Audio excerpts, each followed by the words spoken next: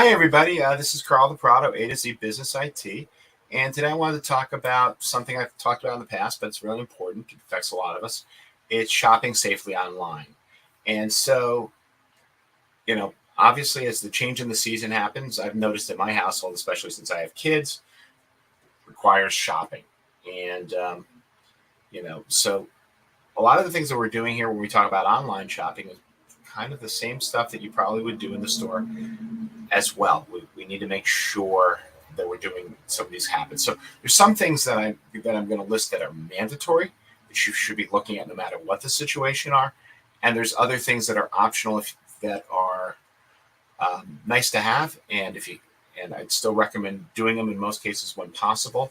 But sometimes, let's face it, we can't do everything that we'd like to do with the time we have. We're all busy people.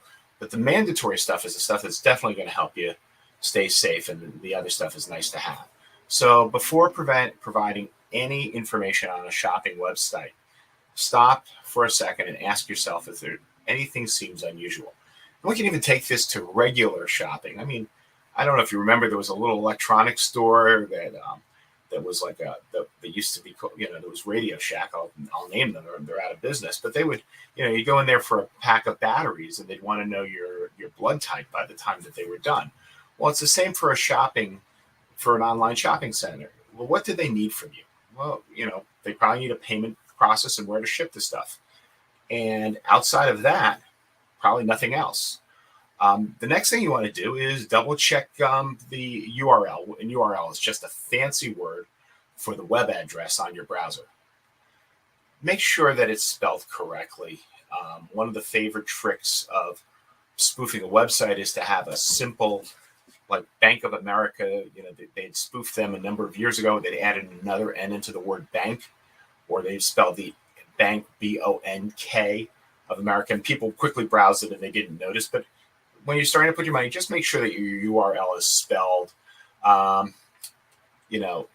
Make sure that one of the classic tricks that they'll do is maybe they'll use an uppercase, what you think is I, when it's really a 1. And this is one of those tricks, or they may replace the uppercase I with a lowercase l. So you want to be careful about those type of things. Don't buy anything from an unfamiliar retailer without confirming their legitimacy. Sometimes this happens, and this goes into the other one where, you're looking for the best deal possible on something and you want to save a few dollars, and you see, you can buy it here from these people, and, but you've never dealt with them before. You don't even know if they've been around. So in that case, maybe before you press the buy it now button or the purchase, take a few seconds, maybe grab a cup of coffee. Boy, I really like coffee. Anyway, and the big one for don'ts is make a purchase on public Wi-Fi.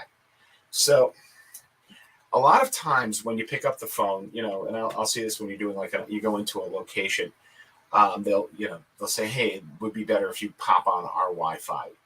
And so a public Wi-Fi, first of all, is easy. It's what we can have a man-in-the-middle attack where your information can be sniffed out. But the other thing just to know on a public Wi-Fi, when you do log into those, is once you've done that, especially in a retail, even if it's legal in a retail organization, once you've been on a public Wi-Fi in any of these free Wi-Fi areas, they can now track your phone and where you've been, and they'll share that with even other retailers.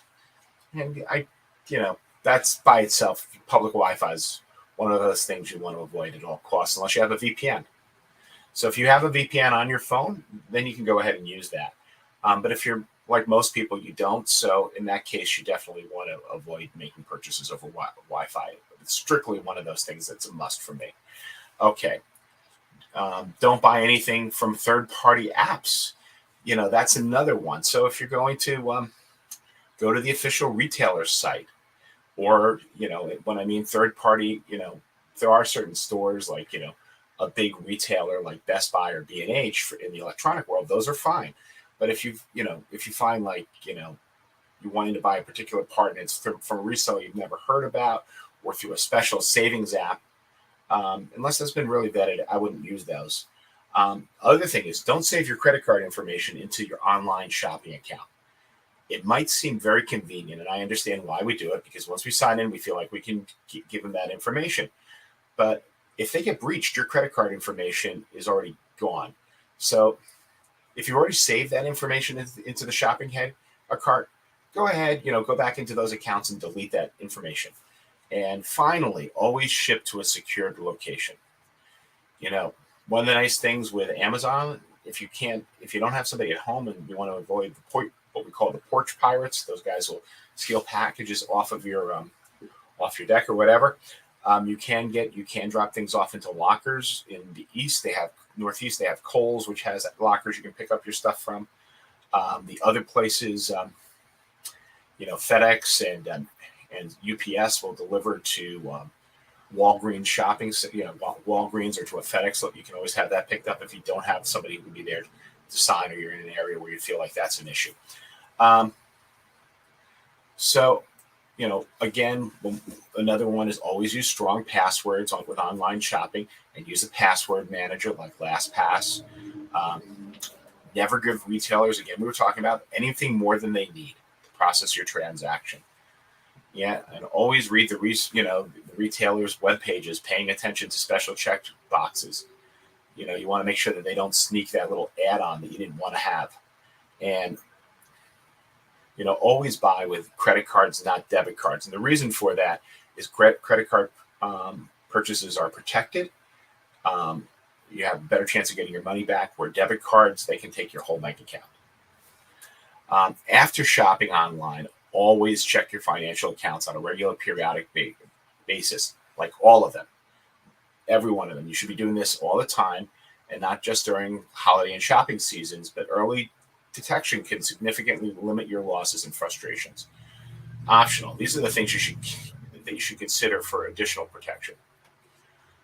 Use Apple Pay or Google Pay. One of the nice things about them is when you use Apple Pay, they use a one and done number, meaning that they'll issue a number when you scan that's good for that one transaction, but can never be used again. So even if they got that number, that number is worthless to the thief. Always use VPNs, like I was talking about, virtual private networks. Check security policies on retailers' websites. Look for the return policy. You want to see those that they're posted easily and accessibly, and maybe, and if they're not, maybe think twice before buying. Another one that you can use if you want to use a debit card, use a prepaid debit card with a certain amount of money on that. So if it's compromised, your loss was limited by the amount on the card and not your entire banking, not your entire bank account.